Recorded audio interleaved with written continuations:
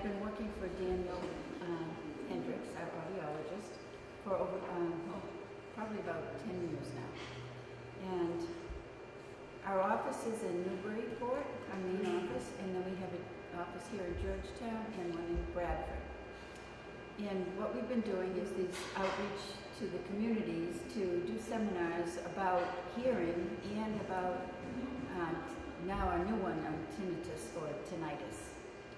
So we welcome you here today and thank you very much for coming. I'd like to introduce my boss, our audiologist, Daniel Hendricks. Daniel has been, first of all, he's from Canada. He got his degrees in the University of British Columbia. He's worked in several places, and in Canada, in Prince Edward Island, in Saudi Arabia. He's worked in several, does trips to India, and works in hospitals, and there are volunteer type trips that he takes. We have something you might want to look at. This was his latest trip, was to India, where he went to the hospitals and orphanages. He did hearing tests for the young people there, the children, and for the staff. And he brought equipment with him also and left it there, taught some of the staff how to use it so that they could work with the children after he was left. So we are very happy to have him as our boss. So let me introduce to you Daniel, who is going to do the seminar today, Daniel Hendricks, audiologist. Thank you, Pat. And Pat is our community outreach coordinator, and she does all our educational seminars, and we've had a series going on for years now of seminars around the community. And the new one that we have is on tinnitus or tinnitus, and that's the one that you guys are going to enjoy today. So we're excited to present that one. We've had pretty good interest in that. It's a topic that doesn't get addressed very much. So we're really happy to go through that today. I'll take over the screen here. And Pat does a great job. Can I just ask, can everybody hear? Because it's, it's hard to hear. This should be better. If you want the volume, is the volume okay? It's just or do you want me to talk up a little bit louder? You can also move closer.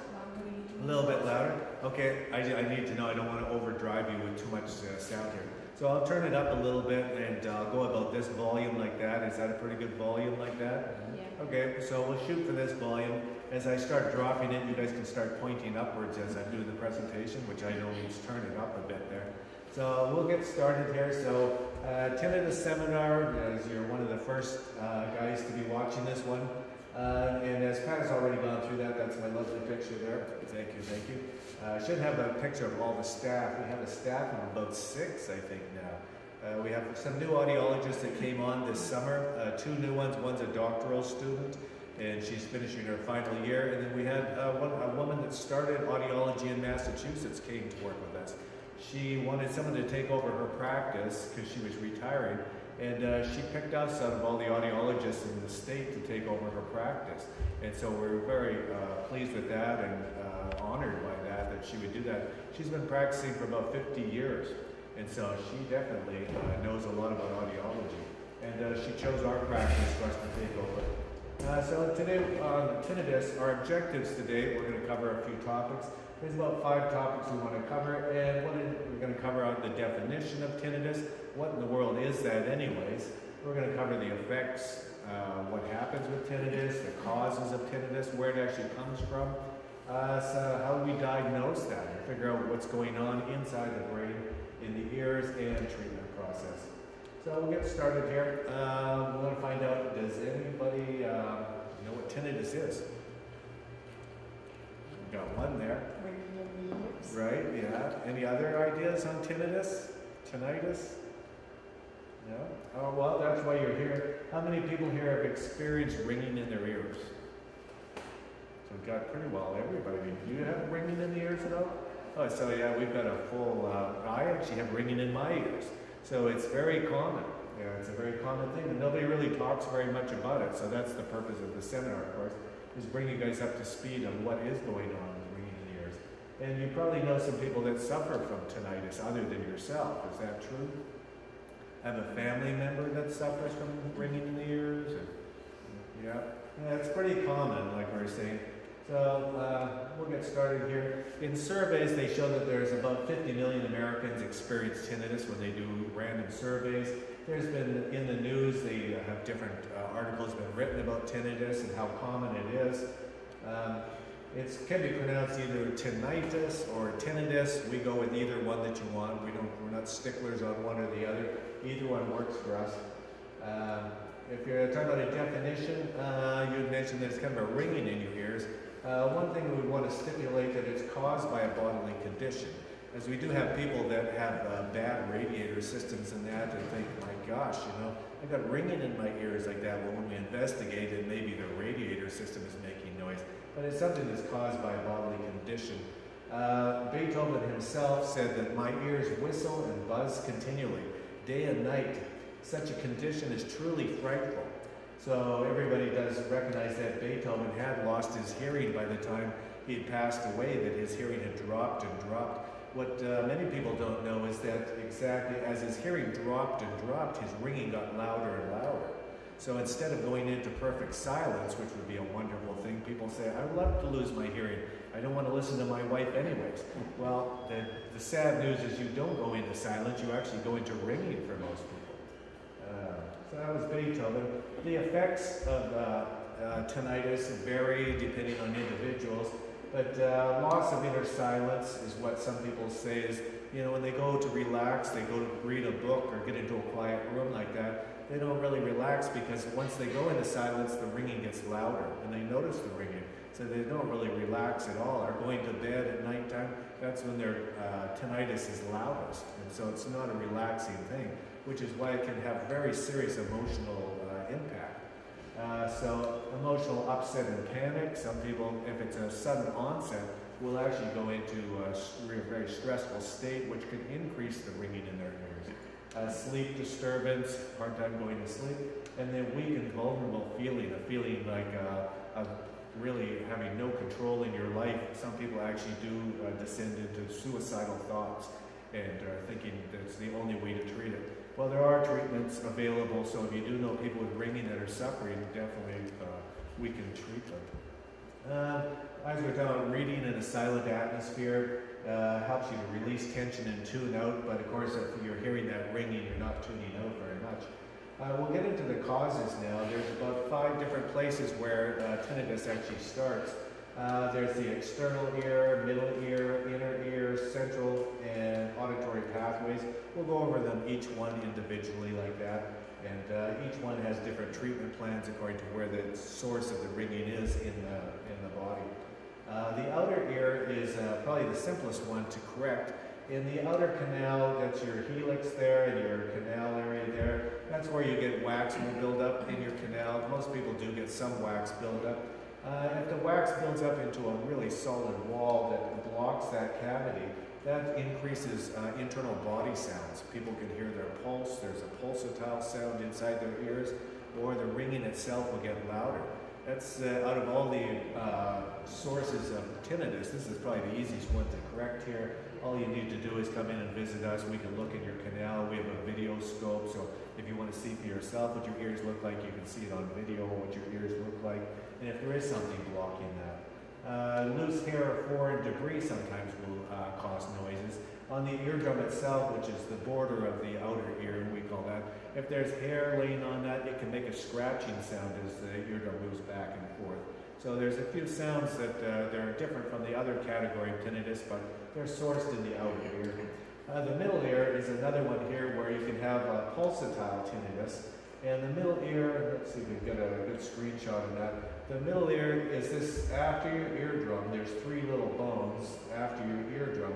That's called the middle ear. And the sound coming into your ear hits the eardrum and changes into mechanical action through those bones, and then eventually goes downstream.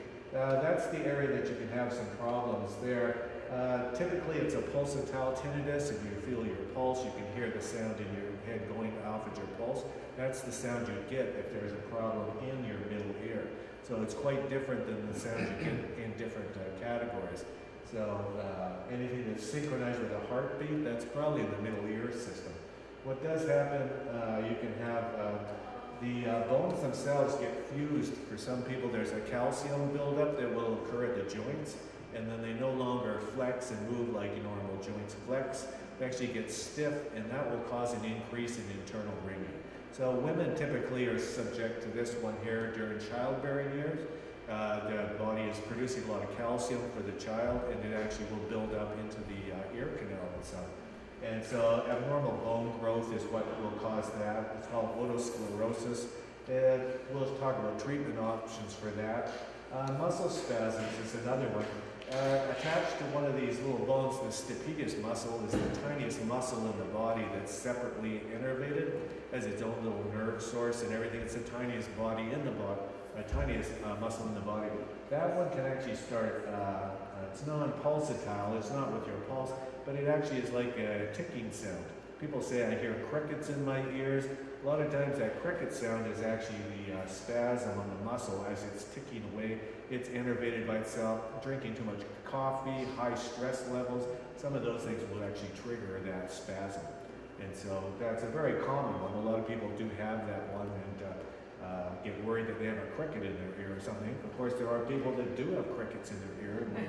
So we want to look in your ears to make sure there isn't a cricket crawling down there.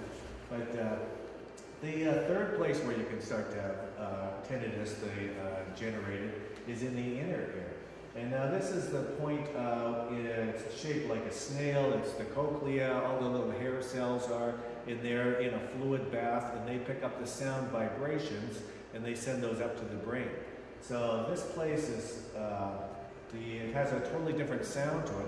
It's generally a steady state ringing. It's not pulsatile, it's not crickets, it's just steady. And most people say it sounds like a constant buzz, it sounds like a constant ringing, but the characteristic of it for most people is when it's on, it's steady. It's not fluctuating and bouncing around at all. It's an inner ear tinnitus, that one there. That one comes from hearing loss, and of course hearing loss can come from quite a few different places. Aging in itself will cause your ears to start to drop, and that can cause some ringing. Noise exposure, people that work in high noise environments, some of them have tremendous ringing in their ears. World War II vets that were driving the tanks, those guys have ferocious tinnitus. It was just so noisy inside those tanks that a lot of them have very little hearing left, but the one thing they do hear is just a roar in their head all the time. So of course that's going to be very traumatic for most people. Ototoxic drugs is another cause of hearing loss and ringing. People that have a very serious infection in their body will go on the myosin group of antibiotics. They're very, very powerful, and they're very effective for getting rid of a bad infection in the body. But the downside to that is it damages hair cells. Excuse me. The doctor's going to review that with you if you're going to go on one of those, and it's going to be in the fine print. But of course, that's not well known. So that is another ototoxic drugs, powerful antibiotics can cause that. And as we said, aging causes some hearing loss. Generally, anything that causes hearing loss causes ringing in the ears. Those two almost just go hand in hand. When we meet people who say, I have ringing in my ears, well, we almost know instantly you probably have hearing loss in your ears too. They just go hand in hand if it's a steady state one. Like the first two, the outer ear and the middle ear, we said those sound different. But that steady state noise, usually hearing loss associated with that. Meniere's disease is another, not very common, but in that condition there's a fluid problem inside the cochlea, and that will cause ringing too. Typically with Meniere's disease, you're going to get more of a low frequency, like the ocean roar kind of sound. It's not going to sound like a high-pitched whistle at all, it sounds more like an ocean roar in the background. So it's a different type of ringing, that one. Let's see what we got. So the fifth place you can actually have this is central auditory pathways. And what that means is anything that's going up above the ears up to the brain. So there's a lot of places there where you can have some issues. Tumors are probably, one of them, obviously you can have that. They're pretty rare to have a brain tumor, of course, but you may know individuals that have had one. A lot of times tumors in the brain are actually, they start growing on the acoustic nerve, the vestibular nerve, a little passageway that's a popular site for a tumor. And when that happens, it compresses the nerve and you start to get ringing. You get hearing loss and ringing and dizziness. So it's pretty well, if you're thinking that, do I have a tumor because I'm ringing? Well, probably not unless you're on the ground already and trying to figure out why you're falling down. So it's not very common, but the two, the vestibular nerve and the acoustic nerve are bound together. So a tumor on that will cause dizziness and hearing loss. So that's pretty rare, those tumors there. Let's see what else on those. Let's hit the next screen here. Well, let's go back to that one for a minute there. There is an argument that tinnitus is actually sourced at the brain level because people in treatment processes, years and years ago, a person would have very loud ringing in the ears. The surgeon would cut that acoustic nerve and say, okay, well, if the sound is coming up from the ear, let's cut the nerve. It won't get to the brain, you won't hear it. But what they found is that in most cases, they would cut the nerve and the ringing continued. So, of course, it's sourced in the ear somehow, but somehow the brain is still the generator of the noise. And so it gets to be very complicated if it's not the ear. If you're very dizzy, they'll cut the acoustic nerve because it's the vestibular nerve and your dizziness will go away, but you don't have any hearing left. But the ringing sound would continue. So no hearing, but I still hear ringing in that ear. It's almost like the phantom conditions where people will lose an arm or a leg and they still have pain in the arm or the leg. Well, it's the same thing with the ear. If you cut the nerve, there's still the brain generates a sound. And so it can be complicated when it's you're talking about central auditory pathways for that. So treatment, this is, of course, after hearing all that, you'd want to be able to treat it. Unfortunately, a lot of doctors or ENTs over the years have said, well, we love you a lot, but you can go away and just live with that. And unfortunately, that's there because of their amount of training. Doctors and ENTs don't get a lot of training in hearing and ringing in the ears and aren't very well trained, and so that was what they would come up with. There actually is a lot of treatments available for those people, and as audiologists, we get a lot more training in that, so it's not a hopeless condition whatsoever. But there is no talking about, it says there's no silver bullet for tinnitus. Well, the real truth of the matter is there's so many different sources of tinnitus that you have to treat each one individually. So you want to do a good diagnostic process so you can figure out where the source is to be able to treat it properly. And so tumors, we talked about cutting the acoustic nerve and have the treatment that really doesn't help a lot. Inner ear medications, there are some dietary and medications that are available for it. Some people find them fairly helpful, but I guess it depends where the source is. On the table, we've got some brochures for some good supplements that seem to be work quite well, and our patients have told us that these are good supplements to use. You can get them, they're not prescriptions, they're over the counter, you can get them at Walgreens, and you can try those out. They're a little bit pricey, but when you're dealing with something as annoying as ringing in the ears, it's something you can try. That's one. So that's a dietary restriction. Sometimes the doctor will put you on a low sodium diet. If it's a low oceans kind of ringing in your ears, they'll change your diet to see if that will help there. Here's a couple other treatments that work quite well. One is music and therapy. What they find with ringing in the ears is that people under stressful conditions, actually the ringing gets louder. So if you're stressed about your ringing gets louder. The louder your ringing gets, the more stressed you are about that. It gets louder and louder, and pretty well spirals out of control. So they found that psychological approaches are an important one. What people need to know is that you're not going to die. The ringing doesn't indicate that, and people will start to associate that with a brain tumor. But once it's associated with it's benign, it really doesn't have any impact on your health at all. Like that, people relax and calm down, and that can take care of the ringing. Listening to music, some people do that. Muscle relaxation through listening to music that they appreciate, like that will decrease blood pressure and slow the heart rate down and will make the ringing drop off. At nighttime, some people are going to sleep with ringing. They'll put a fan on, something that kind of noise in the background that's familiar. Some type of music will wash it out. What you really want to do is get into what we're going to cover next is distracting the brain.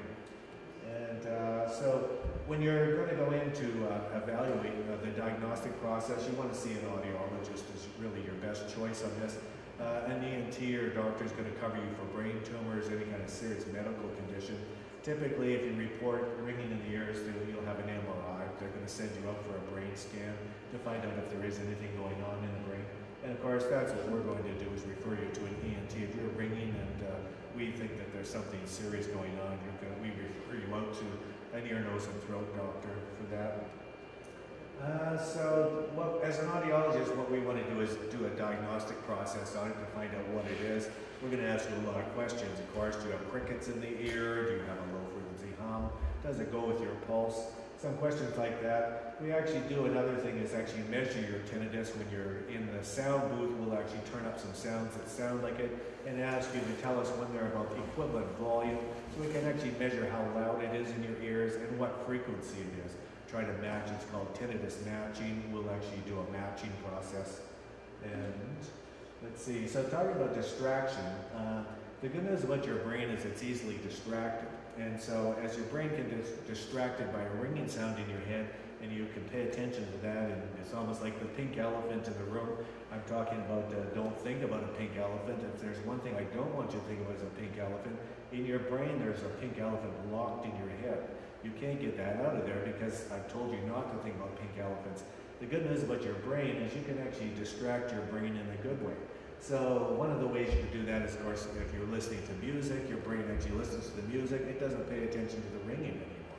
So keeping your brain distracted is a good thing. You can't listen to music all day long, of course, so you'll revert back to the ringing in your ears.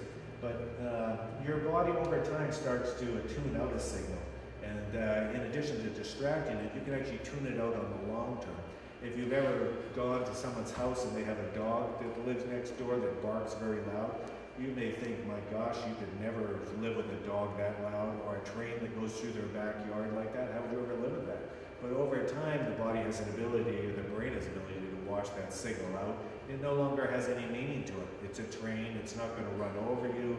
It really means nothing at all, except maybe it's 10:05 and you know it's the train. So that's the good news about the brain, is it is distractible, and you can kind of habituate it away from a sound. So this is kind of what we do as audiologists for a lot of people, is people who have ringing in the ears, if it's of the inner ear type, also have hearing loss. So what we found that if you can distract the brain by hearing a sound that's welcoming and enjoyable, which to many people it's having hearing aids on and being able to hear people talk clearly again, the brain will actually pay attention to that input, and it sounds wonderful. The ringing is actually a secondary sort of thing, and over time people will, and continue wearing their hearing aids, notice a reduction on their tinnitus. How much they lose, it's always varies per patient how much. But we're always surprised at people that only need a small amount of amplification to get distracted and no longer hear their ringiness. Even people that report severe, almost suicidal tendencies, wearing hearing aids have pretty fast results. And of course, they had a lot of hearing loss in the first place, so you kind of, you could almost get two birds with one stone per se by putting hearing aids on. So what happens is with people with hearing loss is, as you lose your hearing, like we're talking about Beethoven, he loses his hearing, the only thing left in his head is ringing. So the ringing sounds very loud, but it's not necessarily that loud at all. It's just that he has no hearing, no input going into the ears anymore, so the only thing left was the ringing. So you put sound back into Beethoven's ears, well, he doesn't hear the ringing anymore. So that's sort of the way that it works. There's some surveys that say there's 50% reduction on some of these studies, 1985 and that. So talking about some of the tonotopic map, this is a little bit complicated when it comes down to why the ringing is at the cochlear level. You can cut the nerve and why the brain still continues on.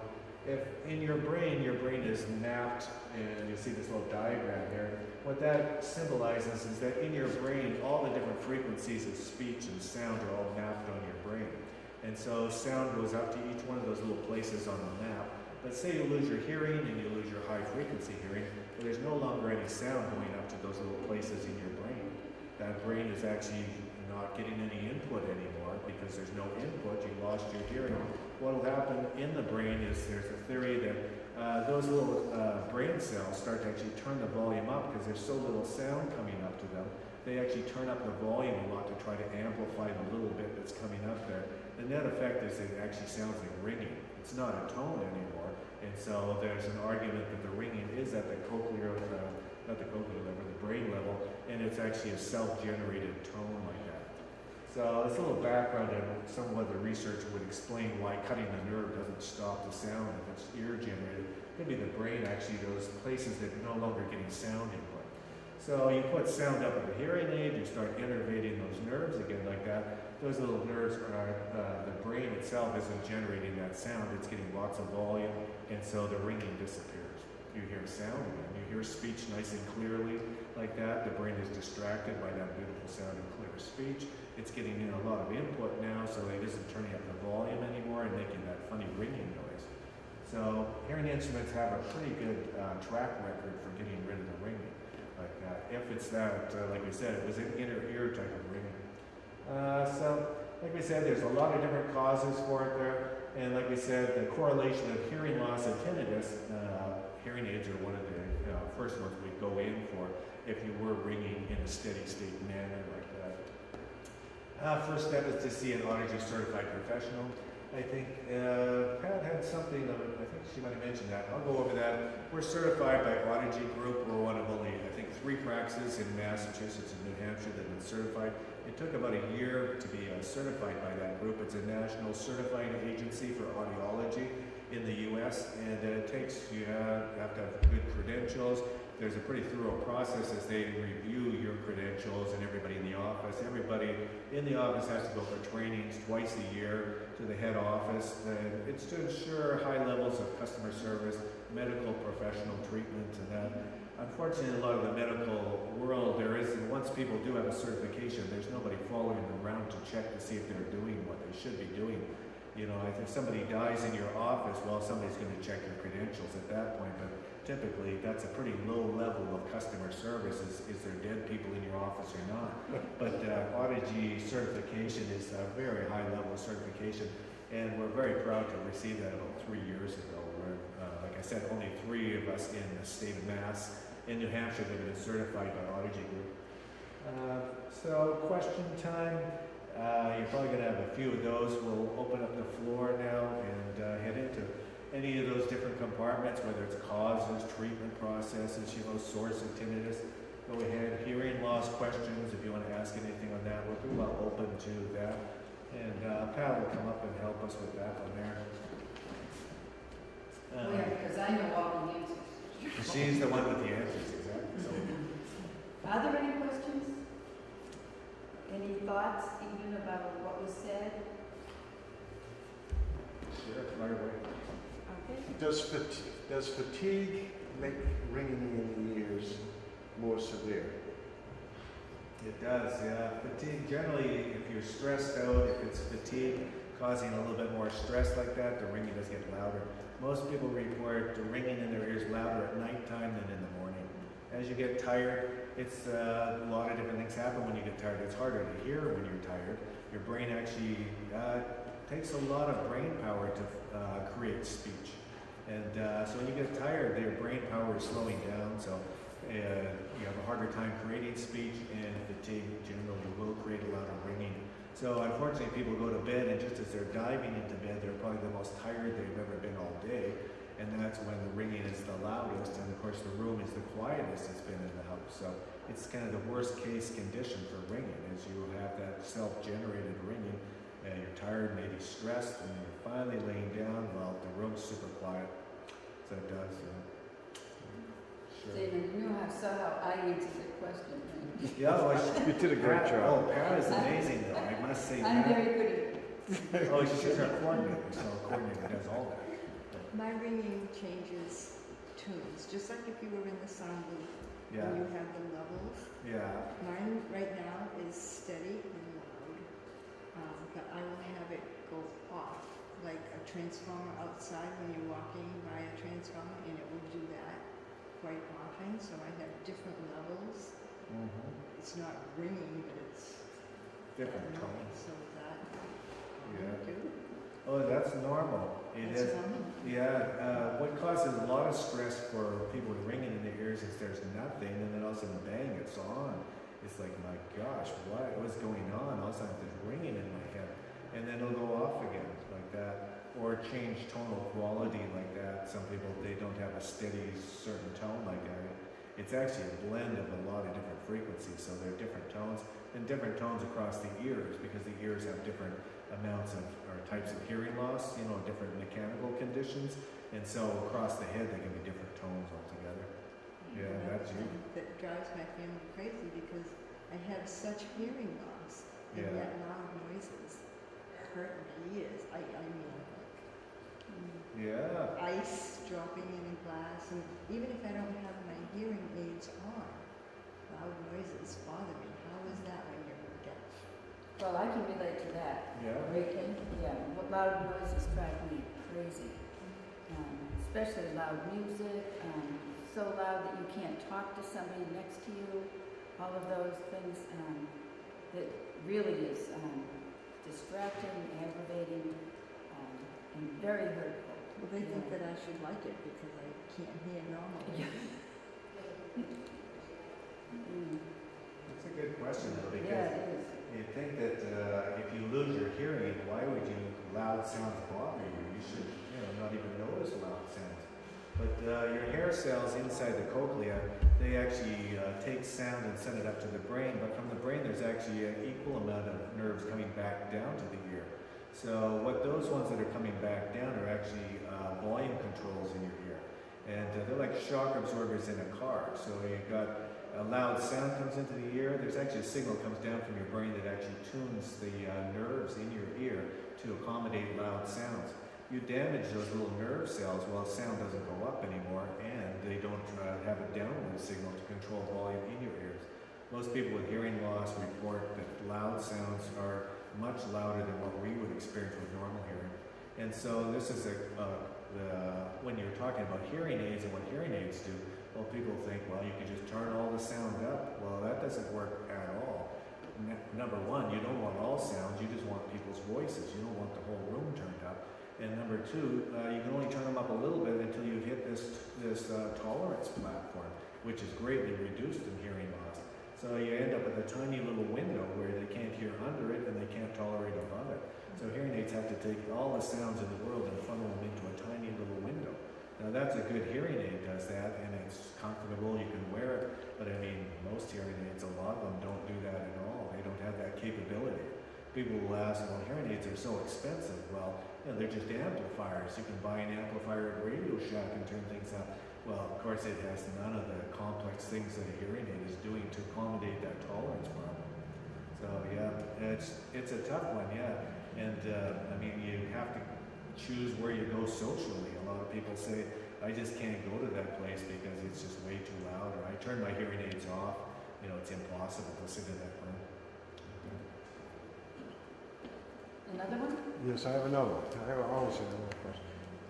What has your success rate been with like the B vitamin supplements, you know, for tinnitus? Yeah, this is actually the best one. Maybe Pat can grab the brochure. There's a couple of them that have been pretty good. Let's see, what's that one? Flavonoid. Lipoflavonoid. Oh, this is Arches, and Arches has been pretty good. But there's another one I can write on the brochure for you. We don't have any of the brochures left on that one, but it's lipoflavonoid. And as far as B12 and that, I don't have a lot of patients saying that helps. Really? Yeah. But it's all coordinated to how much, you know, what type of ringing it is. You know, this is what you need to figure out. If it's a pulsatile ringing, supplements not going to do anything for that at all. You know, seriously. Or it's a blockage in the canal, middle ear problem that surgery should be addressed. You know, doing that. But if it's actually nerve damage in the inner ear, then of course some of the supplements can work. What happens in the cochlea? It's a fluid compartment, and it has a very sensitive composition of ions balance is what it is. Whenever there's loud noise in your ear, that ion balance gets changed. The chemical composition changes, and that's what causes hearing loss. Because those little hair cells live on a very delicate kind of, they have an appetite for very complicated composition. Loud noises change that. Loud noise over time change the chemical composition in the ears, and they start to fall over and die. Their nutrients, this nutritionally deficient kind of thing, and they'll die. That's what goes on. But if you actually, for those individuals, sometimes a supplement will correct that fluid composition like that and help out. So there's a group that does it. And I mean, it's always worth doing, you know, I mean, B12 isn't hard to get anywhere, and try those, you know, that's what we recommend. After we do an evaluation, of course, we want you to get something that's going to work for you. You know, anything that works for us, kind of thing like that. So we're willing to endorse products like that, or other like a flavonoid, if that works, or a vitamin supplement. You know, so it could be the case that it does. You have to really, in your own case, just try it. Yeah, that's all good. Thank you. And because of those loud noises, it's one of the reasons we gave you the earplugs to protect your hearing. If you're working with anything loud, use them. The longer you're in the loud noises, the more damage you can do to your ears. Yeah, and for family members, this of course. Yes. A lot of times the horse is out of the barn and it's long gone. You know, it's kind of like you could probably afford to mow the lawn without hearing protection and you damage your ears so bad. But for the younger generation that of course are going to loud concerts and things like that, I would hand them over a pair of the earplugs. And I mean, it's a suggestion that, you know, they may take seriously. You know, when they don't talk to you, they can't talk to you anymore because of hearing loss. If you're the one giving them out, it means a lot to them. Like, I don't want to go there at all. So, you know, seriously, protect your ears as a family member. Wondering if the connection with TMJ, where people are grinding, crunching Yeah. their jaws. I don't know if there's a connection, but I have that right now. So I'm in the process of figuring that out. I don't have a lot of hearing loss, and I do have some tinnitus at night when everything's quiet and I'm tired, and everything's gone. It's like white noise. You know, if the TV wasn't working, not loud though, just soft. It's not so bad that I can't stand it or anything, but it is there. As soon as everything's quiet, I have that. So I don't know if there's a relation to that or not. It's probably the source is, I mean, if you're stressed out, you're going to have TMJ. If you're stressed out, you're going to have rain. The two aren't correlated directly, but they come from the same source. Any kind of stress can cause TMJ, but the TMJ would be causing the rain. It's the stress. You know, So I should work on my stress. Yeah. Well, if you knew Pat, well, of course, Pat's not a very stressed person at all. Yeah. She has amazing things that she deals with that she doesn't even show it. So, Eddie. Yeah, what is it when you've fallen and when you hit your back of your head and you're very dizzy and you go to a doctor and he makes you bend over like this and then come back. You have to lay on the side for a while and come back. And it seems to help on when you come back. What does it help? He said something about the hairs in your ear. Oh, exactly, yeah. Something in the hand. That one, let's see if we can get back to a drawing of that one. Let's see. Oh yeah, this is a good one here. So hair cells, what there is there's actually hair cells in two different compartments. Well, the little hairs themselves, in the cochlea where the hearing goes on there's fluid with little hair cells sticking up that pick up vibration in the fluid. There's also the one that you're talking about, is these semicircular canals. These are your balance system. And in there's fluid in there. It's actually the same fluid in both of them, but there's little hair cells in there also. There's actually, in that one, there's otoconia, which are little grains of sand-like material that are in there. So when they're bending your body around like that, they're trying to reposition the stones so they're actually in the right place. If they get, like, say, I know your history a little bit, and I know you've had some problems with, I think you hit your head one time really badly like that. So what can happen is those little stones are now not in the right place, and that'll cause dizziness. So what you need to do is get those repositioned. And so they'll do a physical therapist or occupational therapist who will grab your body and turn your body upside down, whatever's necessary to get the little stones to roll around to where they're supposed to be. We actually have a very good doctor, an ear, nose, and throat doctor in Lawrence who has probably the best equipment on the East Coast. There's only 2 people with his equipment, and it's almost like circus equipment where he puts you in and tilts your whole body upside down and will reposition your stones. But that's a specific kind of dizziness related to hitting your head and that. Is it, yeah, no, they do that and everything's fine. This was quite a while ago since I went up to my stroke. And so my memory of it is not clear. Is there a chance of it happening again, or do I have to hit my head? To get Since they're back, they'll stay there? So you're wondering if there's a chance that that could happen to you again, and you have to have the same treatment? Yeah. Will they come off again? I didn't hear the question. She wants to know if that will happen to her again. If, you know, they will. They would need to get repositioned. Right. Well, if they reposition them and they didn't reposition them all the way in the right position, and you still get dizzy and that like that, they still need to be repositioned more. So they may do further treatment like that. If they're doing, but unless you hit your head again, I don't think you'll have that issue again like that. It's a pretty high impact. You need to push those out of place, and I know you did have that. So yeah. Any others? Okay. I don't know. Does medication cause tinnitus? Well, medication like antibiotics, and there are other ones, and they should be listed. Unfortunately, I think what they're doing now is if you ever get any kind of medication, there's 10 pages, of side effects, and of course that's to cover anything that you could possibly come up with, so you can't sue them, But there are a few that do that. I know I had one gentleman reporting he was on a new, cholesterol lowering agent. And he said he's been on them for a long time, and his insurance stopped paying for the premium one, and his was coming in from India or something. And he switched to that one. He says, boy, his ringing just started going like crazy with that one. And so I don't know if it was listed, but yeah, there's a few of them that do cause it. I mean, the antibiotics, of course, but other ones that, there should be labeled for it, But there are some. You always want to check, of course, on the back of your listing and read through it like that. But why would antibiotics do that? Well, when you take an antibiotic, it goes into your bloodstream, of course. Into your ear, there's blood vessels going into your ear, and that's going to deposit the agent into the hair cells. And I don't know if it stuns the hair cells, is that what it does, and causes that balance of the fluids, disrupts that somehow. But on a temporary level, I have patients that report as soon as they get they're on a very powerful, it's an injectable one that they get.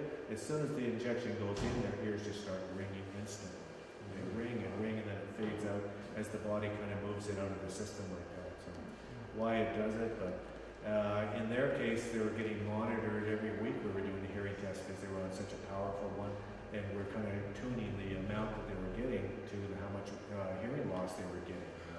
Because they didn't want to lose their hearing, but of course, I think their leg was so infected that they were going to take the leg off. So it's kind of your choice. Do you want an ear or do you want a leg? It was kind of what we were working with them.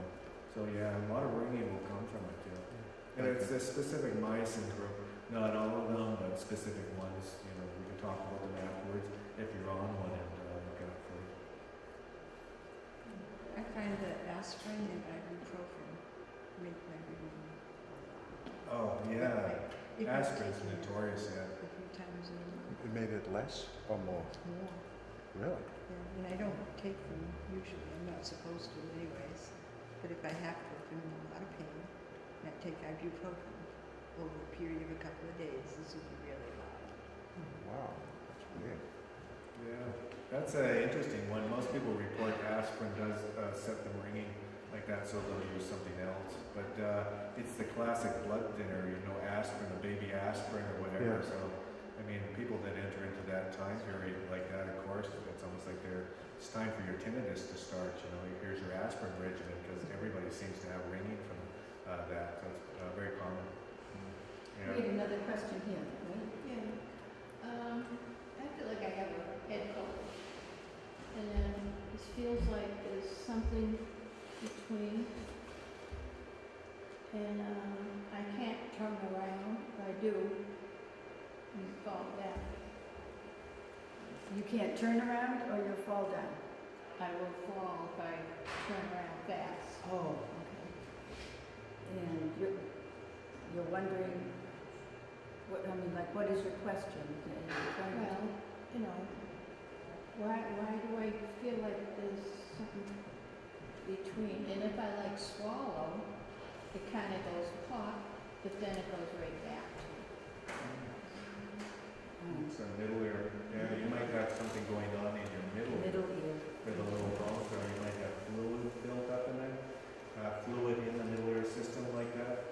Are you affected by allergies at all? No, Your sinuses plugged up? probably, Oh, yeah. because if I go like this, it feels good. Yeah. No, you might have some allergic reaction to something. I mean, ragweed's big right at this point here. But what happens is if you're in your middle ear, there's a, let's see if we can break that screen. Right there's your eustachian tube. When allergies affect your soft tissues, they can swell and plug up your eustachian tube. If your eustachian tube gets plugged up, then of course in your middle ear, it starts to get a vacuum built up in here. It's just the way that it works like that, and your eardrum gets pulled inward. It starts to, instead of your eardrum being flat like a regular drum, it starts to get pulled inward, and it will sound like you're plugged up. It has kind of sound like it's muffled or something going on. Every time you swallow, this little eustachian tube is opening up and clicking and making a clicking kind of noise like that, but it isn't resolving the problem like that the eardrum's pulled inward like that.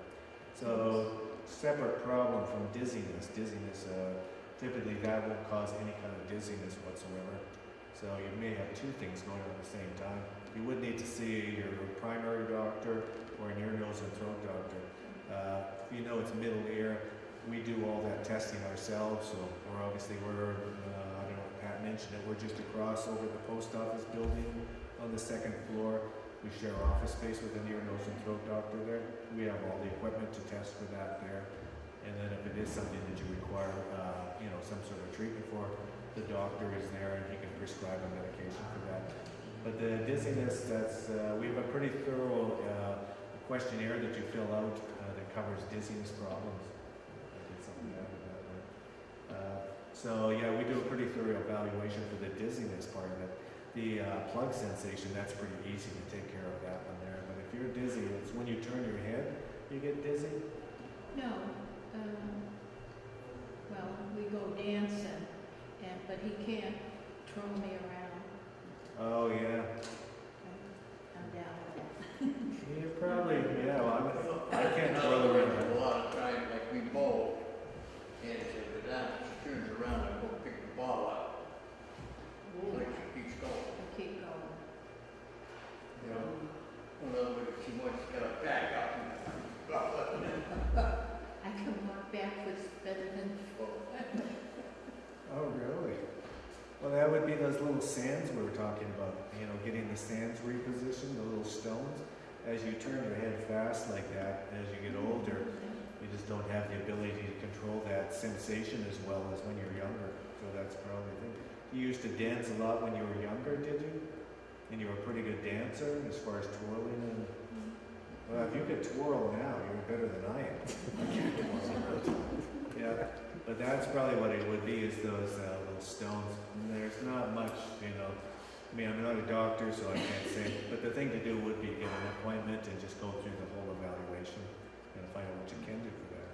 You may end up going to Lawrence to see the doctor at Lawrence and get repositioned, and that might take care of it totally. So, One of the things that I left on your chair is this little yellow card. And if you fill it out, what we're going to do is have a free drawing for TV ears. These are wonderful. You can see how the man is wearing them. They're wireless. So we have this little box that goes on your television, gets wired into the TV, and then this sits on that little box, which charges it, keeps it charged. And when you want to watch TV, you just put this on. You can do the volume up and down on both sides. And yes, here we go. up here. Both sides have a volume, and you can adjust the TV to hear just the way you want it to. This is great for people who have different hearing levels and watching the same television. So if somebody wants it really loud, they can put this on, hear it as loud as it needs to be, and the person who just has normal hearing can watch the TV at a regular volume. Or the person who has the hearing loss maybe won't wear it. So he has the TV really loud, and his wife can put these on and turn the volume down. So it works with either one, so that you can, two people or more can watch the television in a comfortable way. So these are great, and they actually make the clarity of what's being said. You know, if you have problems with like the Masterpiece Theater English dialect or accent, helps a lot. So fill those out, and then we'll have a little drawing. These usually cost about $150, so it's a really nice thing to have. And we'll do that. And I also left this here is our practice brochure. I left that on your chair also. And right here at the beginning is part of our team. We have a couple of people missing. We have 2 more people added, as Daniel said.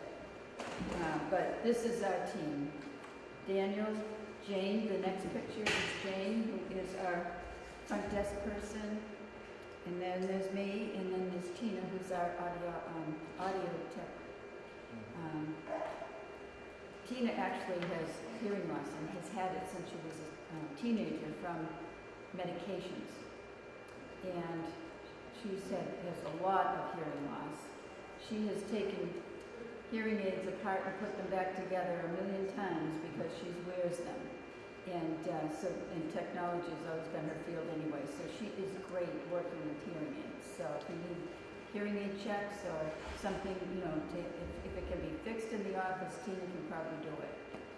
Along with Vanessa and Daniel, who can also do it, and Terry.